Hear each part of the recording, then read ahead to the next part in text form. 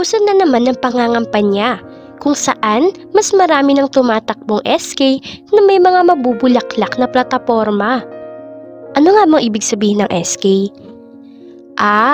Sangguniang Kabataan. Wait, Pag-asa ng Bayan? Pag-asa ba talaga? Anong plataporma? Dating lulong, ngayon tutulong. Mga patawa. Kapitan? Kagawad? Grabe namang pangarap yan. Nasa na muna yung confidential fund? Hay nako, ewan ko sa inyo. Nga pala, nasa na yung mga kapitan nung may nasagasaan? Nasa na yung mga pangakong haharapin lahat ng problema pero tinalikuran? Ano bang purpose ng pagtakbo? Pagsikat o pagyaman? Dobling karang moralidad naman pala. Big sabihin, two-face. Sa madaling salita, pangakong napako. Tutulong ko no, ikinurakot naman yung kaban na para sa bayan. Patayin mo nga yan, napakadami na talagang kritiko, mga lusawang utak. Malakas na sigaw ng kapitan na si Ade, ang ama ng tumatakbong SK na si JP. Bakit? Nagsasabi naman sila ng totoo pa. Ikaw nga sabi mo serbisyong tapat para buhay umangat. Pero tignan, saan ba galing yung pera pinambili mo ng sasakyan?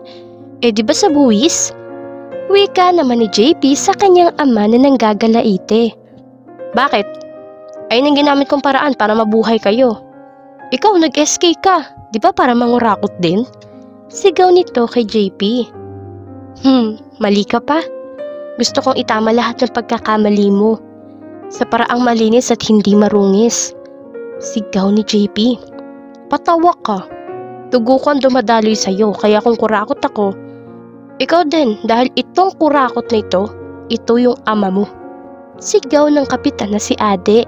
Umalis na lamang si JP sa harapan ng kanyang ama habang natigilan naman ng kapitan na si Ade dahil sa biglaang tawag. Dumating na? Magkano? 50 million, Kap. Mabuti. I-distribute mo na yung 25 tas dalhin mo dito yung 25. Sakto at funds din yan ng mga barangay. Nakangising wika ni Kapitan Ade. 7 million yan, Kap eh. Kaso sabi ni Kong Ador, itabi daw sa kanya yung 25 million. Napangiti naman lalo si Ade sa narinig. Business is a business talaga.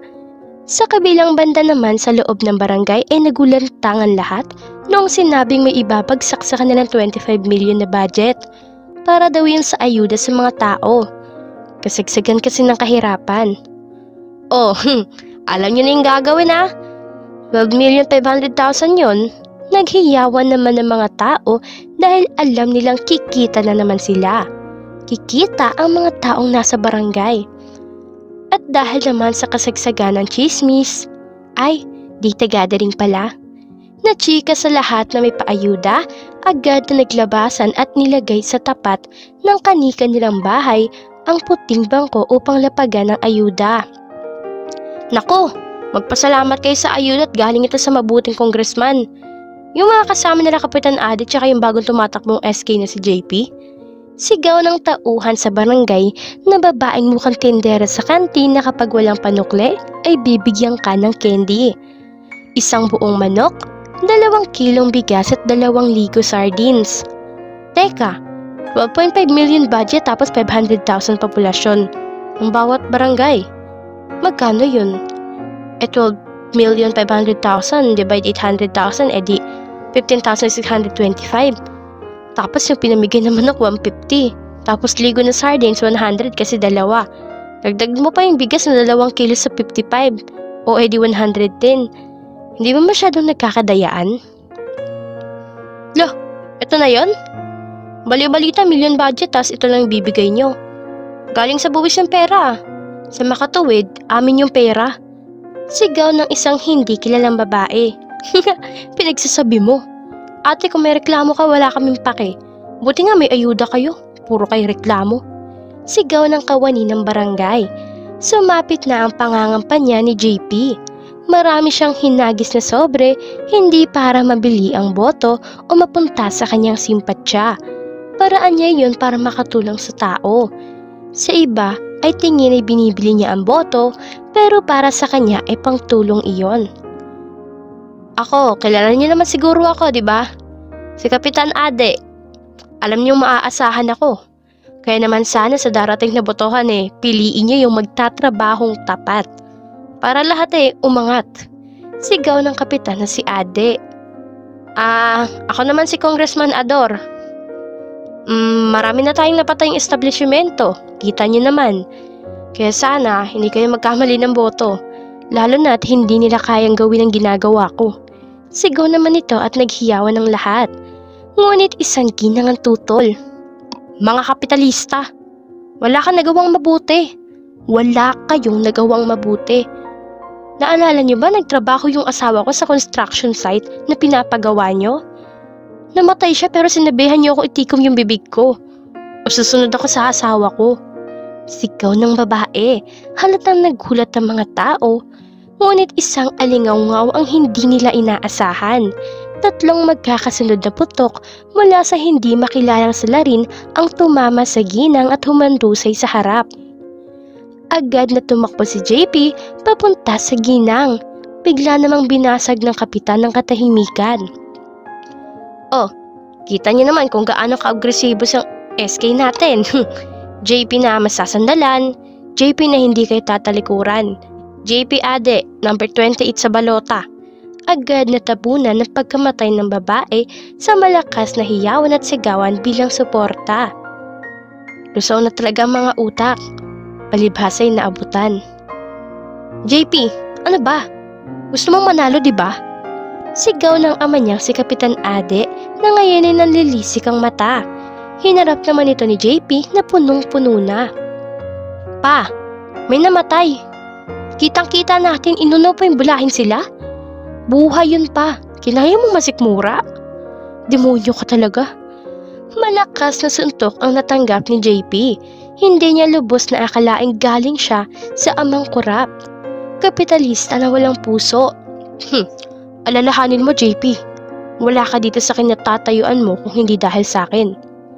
Wala kang utang na loob. Huwag kang tanga. Walang nabubuhay ng matagal sa kabaitan. Sigaw ng ama niya at agad namang natawa si JP.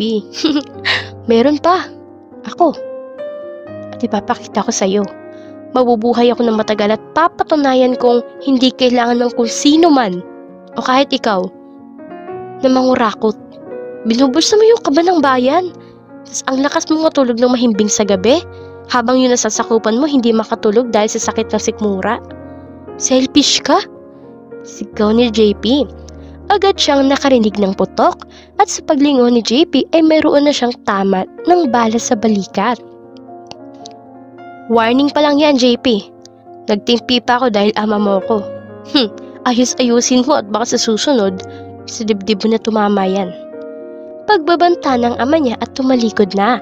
Halos linggo-linggo ang pangangampanya nila JP kasama ang ama niya. Kasama niya at kapartida niya kasi ito. Kitang-kita ni JP kung paano tutukan ng baril o kaya pagbantaan ng buhay ang bawat taong makakatanggap ng pera na sila ang iboto. Kilalang may mabuting puso si Kapitan Ade, maaasahan at matatakbuhan. Ika nila. Ngunit tanging si JP ang nakakakita ng katotohanan na sa likod ng malaking ngiti ay ang nakakasan nitong baril. Walang-wala talagang mangyayari kung history repeat itself at nagpapabahid ang mga tao. Para nilang niluto ang sarili sa sariling mantika. Kapitalistang doble kara ang ugali. Ngayon, tatanungin ulit kita. Tatanga-tanga ka pa ba na sa 1,000 mo natatanggap ay kapalit ng 1 taong paghihirap? Bakit nga ba hinahayaan natin ang ating sariling maging bayaran? Maging sunod-sunuran sa kami ng mga taong naghahari-harian? Wait, kapit patalim? Na isang kahig at isang tuka na naman dahil nagpabayad ka. Hindi ka ba napapaisip? Magkano ba talaga yung budget ng kapitan para magkaroon ng lingguhang bagong sasakyan? Bakit napaka masayahin nilang tao kahit hindi naman nakakatuwa ang lahat? Well, simple lang, tingin nila ay pagkakakitaan nila ang lahat.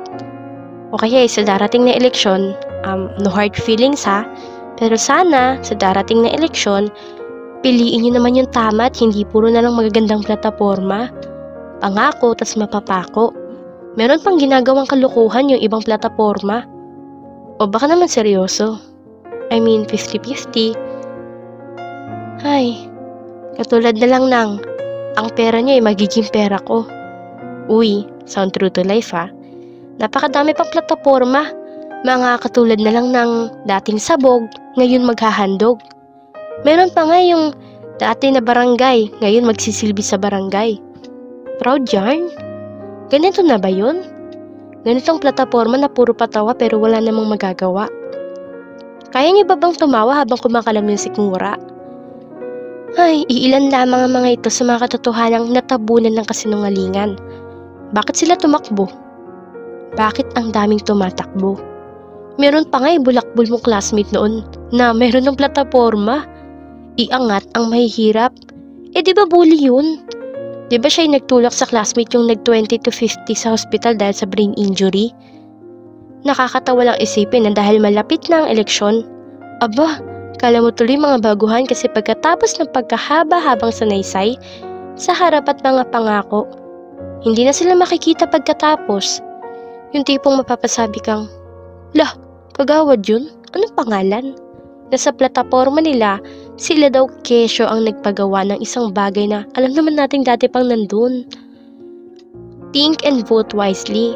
Sana naman tama na. Sana naman this time ay hindi na palpak at tabingi yung pagsisilbi sa pwesto. Nakakatakot na sa darating na panahon kung ganito at ganyan ang mangyayari, paano na lang yung pamilya nating may iwan? Mararanasan din nila yung naranasan natin?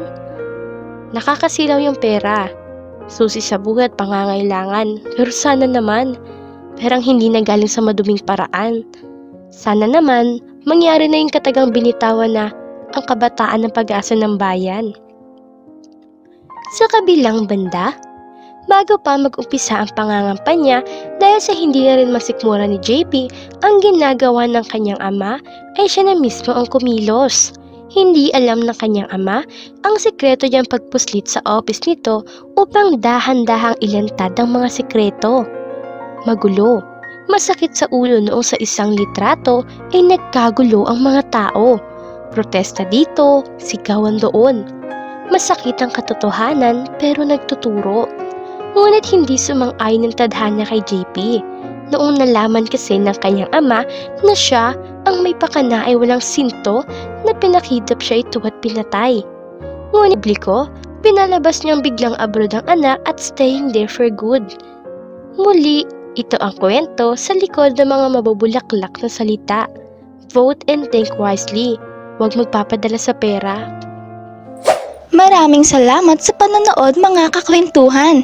Huwag kakalimutang mag-subscribe at pindutin ang notification bell para lagi kayong updated sa ating mga bagong istoryang mapupulutan ng aral at inspirasyon sa buhay. Hanggang sa susunod nating istorya mga kakwentuhan.